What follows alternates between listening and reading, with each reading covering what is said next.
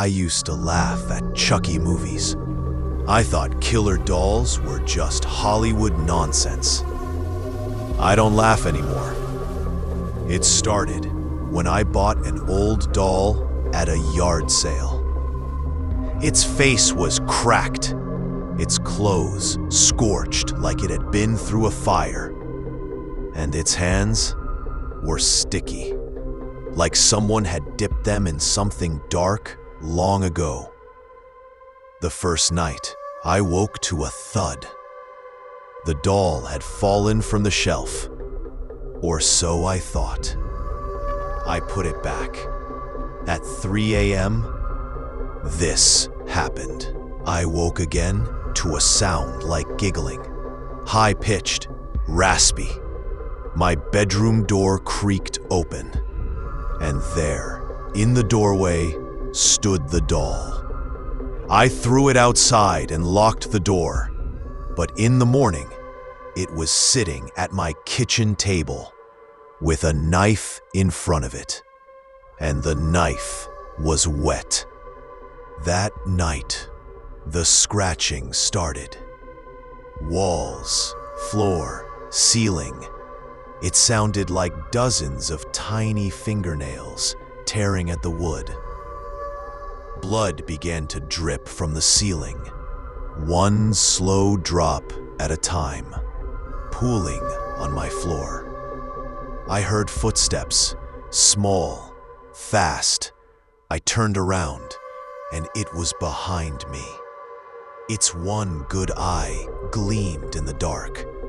Its tiny arms were red, not painted, wet. And when it smiled, its teeth were sharp. I grabbed a bat and swung, but the doll was faster. It bit my hand, hard enough to bleed. Blood ran down my wrist. I kicked it away and ran to the bathroom. When I turned on the light, the mirror was smeared with words written in blood. "Play with me." I ran. I stayed with a friend that night. But when we woke up, there were tiny, bloody footprints leading from the front door to my room. My friend's cat was lying in the kitchen, torn apart. Last night was the worst. I heard footsteps again, slow, one by one, coming up my stairs. Then laughter. Then silence. When I opened my eyes, the doll was sitting on my chest, holding the same bloody knife. I blacked out after that. This morning, I woke up on the floor, covered in blood that wasn't mine. And the doll is gone. I thought it was over. I burned my house down and left town. I thought the fire would destroy everything, including the doll. But tonight, in this new apartment, I woke to something wet dripping on my face. When I turned on the light, there were bloody footprints on the ceiling, leading straight to my bed. The doll was hanging upside down above me, smiling.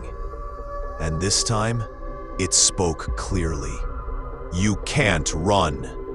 Then, the lights went out. The doll crawled up my chest, its hands soaked in blood. But this time, it wasn't carrying a knife. It had something else, a piece of human skin. I screamed and tried to throw it off, but its tiny hands were impossibly strong. It carved something into my arm, letters. When I looked down, through the blood, I saw the words, "Mine." I passed out. When I woke, the walls were painted red with blood, my blood. And in the middle of the room, the doll sat perfectly still, smiling, surrounded by pieces of something, someone. The police found me hours later, They said there was no doll, but they couldn't explain the bloody footprints leading out of the room and across the ceiling. And tonight, even in the hospital, I can still hear its laugh, right outside my door.